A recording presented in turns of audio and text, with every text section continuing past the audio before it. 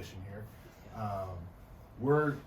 We start off with our avatars, so we have some Funko Pops that we like to bring on. So first thing is, so we have Drew Deremer and Alex Thomas, and we want to find out why you picked your avatars. So I picked Dion because I grew up a Cowboys fan, and I don't really know, it just caught my eye, and I just liked the way he played, and then so I just picked him. He's kind of played the way he coaches now. Yeah. Kind of backs it up, talks the talk, but walks the walk. Mm-hmm. That's why we got it. He's my favorite athlete of all time. And yeah. Why'd you pick Donatello? I'm kind of just drawn to purple right now, so anything purple I see, I'm accustomed to it. Used to watch the Turtles a little bit growing up. Donatello was always kind of my favorite guy. He was a little bit kind of on the smarter end, and I really value like the baseball IQ side of everything. And I think like the strategy and all the numbers and stuff is really cool. So I was kind of drawn to that aspect of him. Yeah, we wanted to mix it up, have a little something kind of fun and something a little different, much like a lot of things we do here. Mm-hmm. So, what do you guys want for Christmas? Ooh, what do you want? You go first. What I want for Christmas? Well, I need to think some baseball stuff to get. Mm-hmm. Like I was looking at those kinetic arm sleeves. Mm-hmm. Those look money. You tried one of them? I have not yet. Oh, that's what they're there for. Really? Yeah, we don't sell them out of here. We try them out, and then we have like a discount code thing we got through them. Yeah, it's like 10% off because they're not like super cheap, but they feel really comfortable when they're on. Yeah. And our guys really like. I started trying them out, and our guys use them a lot now. Yeah. So give those a whirl. We have different sizes and stuff over there too. Mm-hmm. That's why we got a lot of that stuff here because like some of it doesn't make sense if you're like not sure if you want to buy it. Like you don't want to just go spend $200 or the velocity bat, pro velocity bats are like $500. It doesn't make sense for everybody to go get one, so like we'll get it and like guys use it and train with it and see if it makes sense and then kind of help out. Things that I would have liked as a kid. Yeah. That's kind of how we did a lot of the stuff. For sure. But as you guys got to college this year, like what's the biggest difference between high school and college? Definitely like all of the different types of players and kind of like how they like improved and just like the different skill levels. That's definitely a big difference. What was like an aha moment when you were like, oh, this is different? When I first got there and I was like kind of like the group huddle and everybody just knew what they were doing and I was kind of just like shocked like, okay, what do I do? And then I just followed one dude and then he helped me through it all. You kind of like a mentor guy? Or like you just followed a guy who's doing. Yeah. That's smart. That's smart. Yeah, act like you know what you're doing. That's what baseball guys do. We adapt. I think the biggest thing for me was this like initiative or this sense of like we're all here for a reason and we're all here like trying to collectively get better. I feel like high school, yes, there's like those top tier guys, like the leaders, like top 3 or 4 guys that are always like getting after each other, but I feel like that wasn't always like a common sense. Like there's always those kids like, yeah, I'm playing baseball in high school, but they have like no sense of like, okay, I want to continue to get better. Like it's not really something I see past high school. When you get to college, there's definitely that sense of like, all right, we're all here to compete. We're all here, we want to get to pro ball, right? So we're all kind of pushing each other a little bit more and that competitive environment. Yeah, I think the competitive environment is huge. And it's not just on the field either. Yeah. It's everywhere. It's like we're playing ping pong. Like guys get after it. We're playing whatever. Like, what do you guys do off the field, like competitively?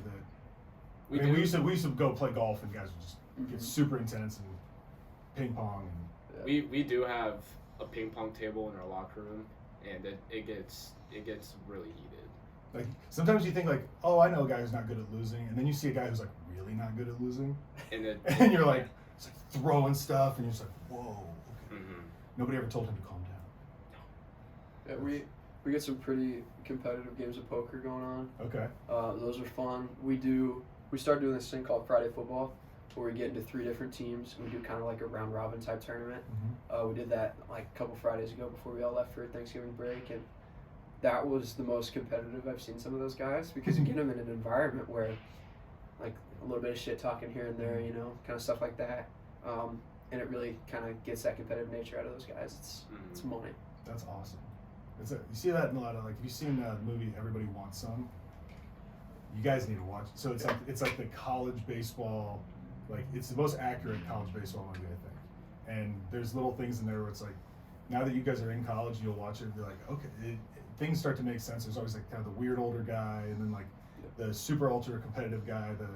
The whole team's competitive. And they're all kind of, you know, they get along despite all their differences and stuff. And you have the one guy who like is always still looking at like, well, when I get to pro ball, when I do this, like it's that next step. What were your favorite like college baseball movies growing up, or not college baseball movies, baseball movies in general growing up? Definitely, one I watched a lot was The Field of Dreams. Really? Mm-hmm. Okay.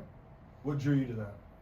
Kind of just like how they like just built the baseball field, and then like everybody came back and played it, and then everybody just like came and visited. I just really liked it. It was just really cool. Did you guys ever go out to the fields out there? I personally haven't. Mm-hmm. I've got some neighbors that went out there It's a couple pretty cool. times, and it's money.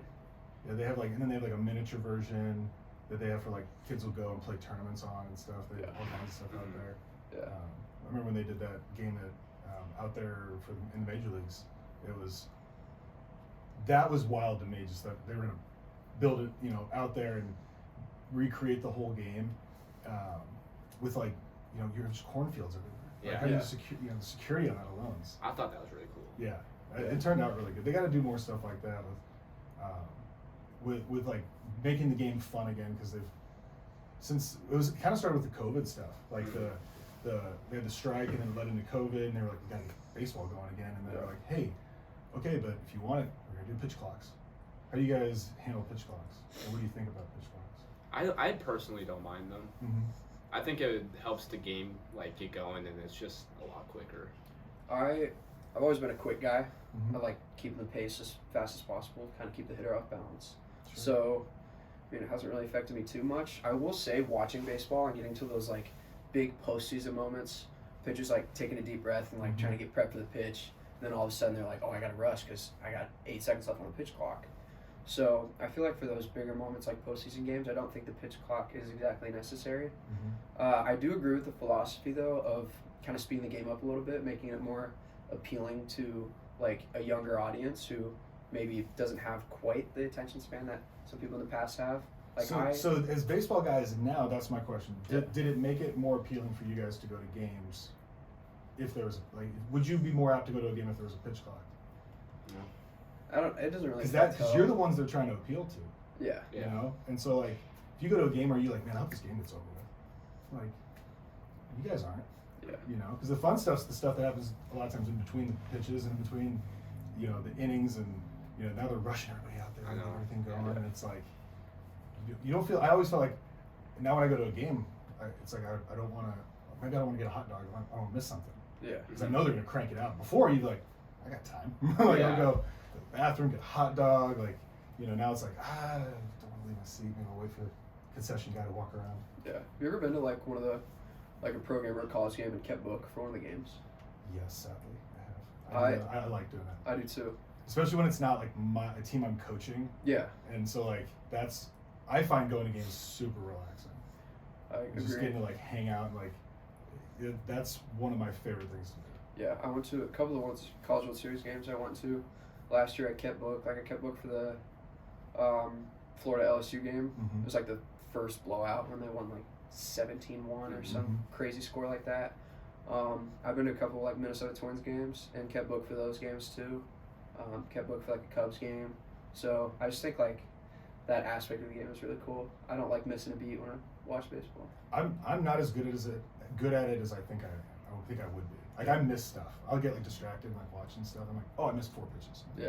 I know what happened, but like, I'm just like, yeah. I don't have a good enough attention span. Yeah, I don't think I do either. I want to, but I don't. Mm-hmm. And you know, there's always stuff that I'll miss because I'll get caught watching.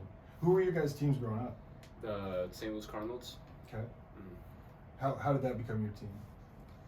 Kind of just like when I was really young, my dad and mom took me and my brother to a game when I was like 7 or 8, and just ever since I kept watching them. You kind of feel connected to them after that. You looked into the stadium. That's when I really liked watching Albert. Okay. Was he one of your? Who else was like your guy that you followed growing up? Yair Molina, Chris Carpenter, Adam Wainwright, Mm-hmm. just dudes like that. Those guys were old school. Yeah. And like crafty and Yeah. knew what they were doing. Mm-hmm. Those guys were fun to watch, especially Yachty. They don't make them like Yachty anymore. Really don't. Yeah. I grew up watching the Twins like all the time. Like that's where my mom's side of the family's from. Okay. So we would go up there a lot and go to Target Field, and Target Field's awesome. It's really the train that goes up there. Yeah, it's like super nice. It's money. And then when my mom was younger, my grandpa was also a diehard Twins fan. So when the Twins were in the World Series in '87 and '91, they went to every single game. And like that aspect is so cool to me. Like going to a postseason game and that kind of environment is just, it's amazing. And I grew up watching Joe Mauer too. Yep. And watching him rake, like that was super fun. The legend of Joe Mauer. I remember when he was in high school, and like I think he struck out 3 times his whole high school career. And like one of the kids had like the newspaper clipping and like he struck Joe Mauer out. It was like a big thing. Like he was gonna go to Florida State, I think it was, to play quarterback and catch. And some of those guys were like, you realize how good of an athlete you'd have to be to do that. And Casey Kelly was a first round pick with the Red Sox when I got drafted, and he was our first rounder out of high school. Yeah. And he was going to go to Tennessee and be the shortstop and the quarterback. Jeez. And they were like, "We'll give you $3 million not to." And he was like, "Okay." And I remember sitting there in the locker room and like, I want to see what $3.2 million looks like when it walks in. And he walked in, and I go, "Yep, that's pretty much what it looks like." Like he was confident, but it wasn't like annoying or arrogant. It was just like, this is what I do. Yeah. And it was like, okay. And he was a 2-way for the first couple of years, and then became a pitcher in the big leagues. And it's just wild, some of those things that those guys can do. Yeah. With other guys in your classes right now, I don't want to put anybody on the spot, but like, has anybody stood out where you were like, this is? So I know Jackson Frost or Jackson Frost. Kind of a legend surrounds him, and like coaches that I've talked to. What's he been like? He's been really good. Yeah. Is he from a smaller town? Yeah, like a real small town in Iowa? Yeah. I don't remember what town, but I think it's small. So we don't even have to keep this part in the whole thing. So if you, I don't know, feel like you can blow up the spot. But so when I heard about him, his coach was like, "Have you heard about this unicorn?" And we were like, "What are you talking about?" And so he told him he would like show up randomly at tournaments, and just like he'd pop in and they'd be like, "Where's this kid come from?" And because his dad just would call the Iowa Sticks guys and be like, "Hey, can you play for a tournament?" And he'd come in and just light it up, and then they wouldn't see him for like a month and a half, and go back to the farm or whatever. And so then he would coming back, and he was just getting like way better every time they saw him. And I was like, what are you doing? Like, who are you training with? Like, we don't see you at our place, which is the only place around there. And he's like, "Oh, I get lessons from this guy who rents my dad's land to hunt." And they were like, "Some guy? Like, what do you mean some guy?" He's like, "Oh, he plays." Okay, so like the third tournament, they finally like, "Dude, who's this magician guru?" He's like, he plays for the Angels, and Mike Trout. And they were like, "Shut up, like come on." Yeah. And so it was like this whole legend, like he just kept showing up and getting better and better. And they were like, "Who's working with this guy?" And he was like, "Oh, this guy against the wind." I was like, "Dude, you're getting lessons from Mike Trout. That's insane." But there's just cool stories like that find your way in like baseball. Was the recruiting process for you guys as you were going up through high school what you thought it was going to be? Mine, not really. Like junior year when we were first able to talk to coaches, I kind of started talking to a few like the Ivy League schools, because parents always preached to me that grades are gonna open opportunities for baseball, and that kind of ended up being true. So I talked to those Ivies for a while. I got a couple like Power 5, like Big East looks. That fall and winter doing like camps and stuff. And then over the summer, that summer was kind of iffy. Like I was kind of up and down. Like my stuff was there, but I was a little inconsistent around the zone. And I was kind of putting a lot of pressure on myself. Sure. And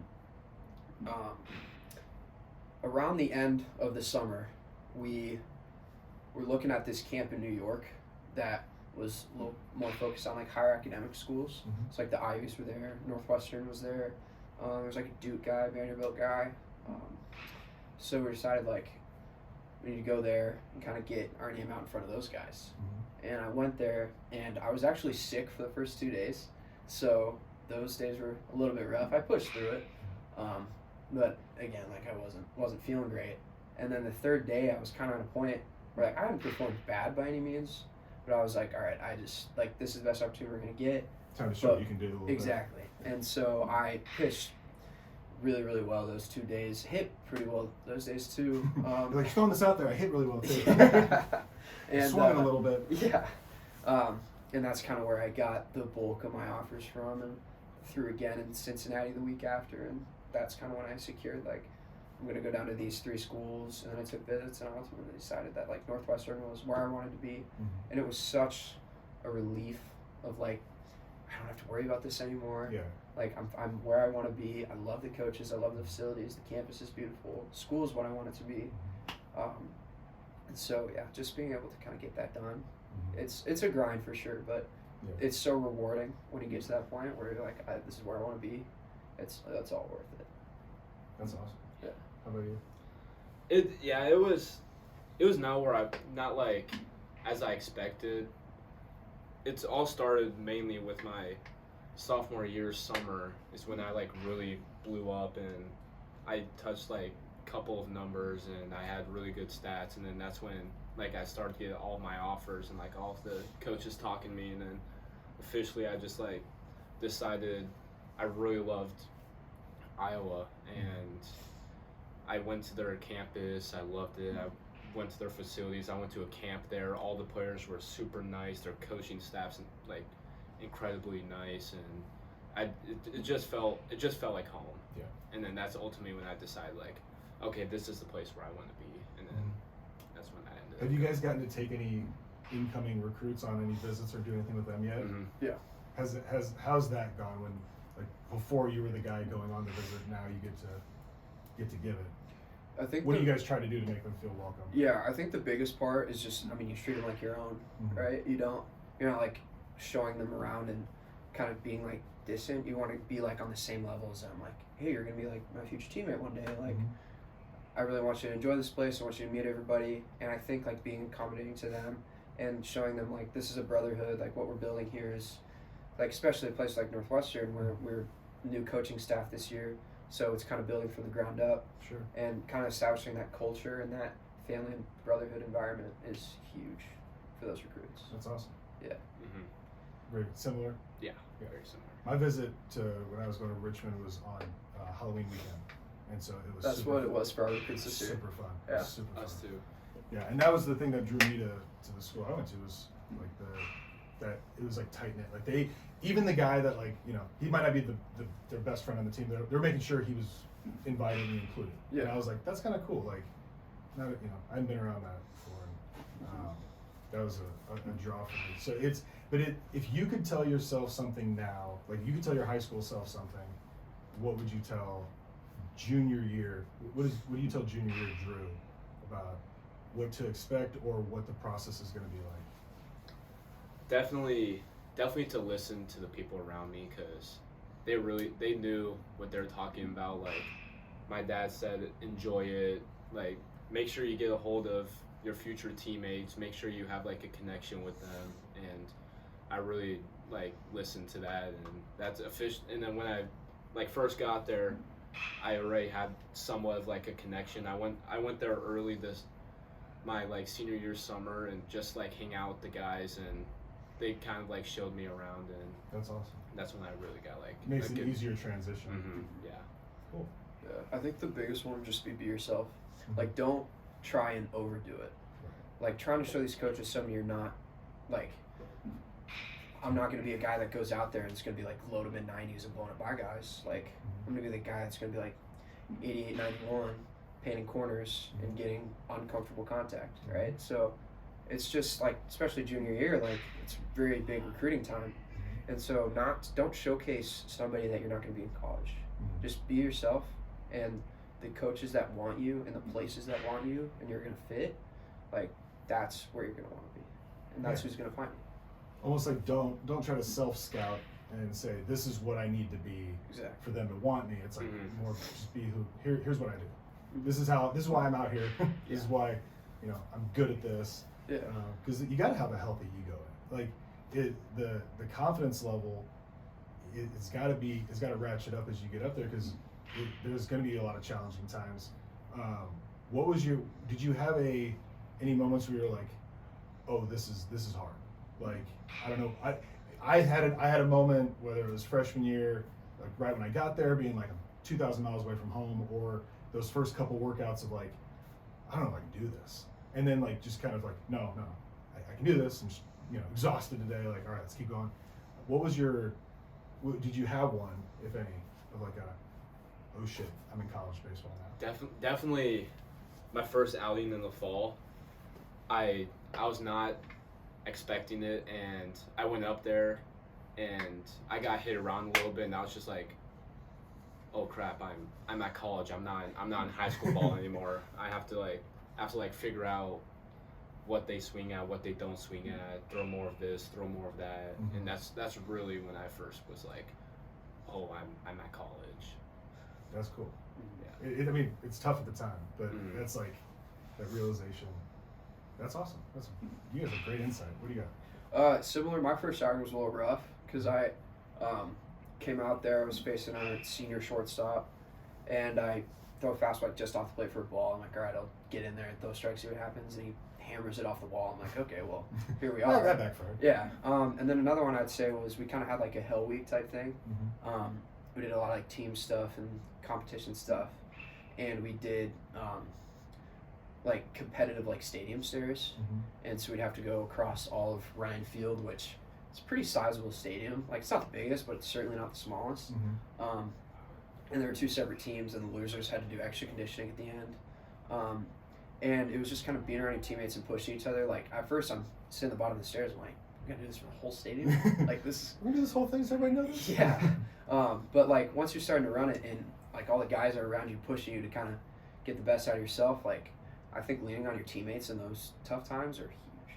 Yeah, that's how you got to be in the trenches with those guys. Yeah. You kind of toughen each other up through the fall and through the off season so when you get into the spring, it's like, you can rely on everybody, know what they got, and also builds your own armor up, right? Yeah. Like getting that kind of like sense of like, I know I can do this because I've been through some challenges before. Mm-hmm. You guys are very insightful. I'm very impressed. This is Appreciate we've had like we're getting ready to get more college players in here and stuff, and this was outstanding. So thank you guys so much for your time. Yeah. Thank you. Thank you for joining us in the rain delay. And TY's in the house now. We're gonna get ready to go and keep adding some more. Thanks, Yeah, guys. appreciate it. Thank you. Happy to be here. Yeah, thank you. Awesome. They were outstanding. They were so mature. I felt way too immature to be in that group.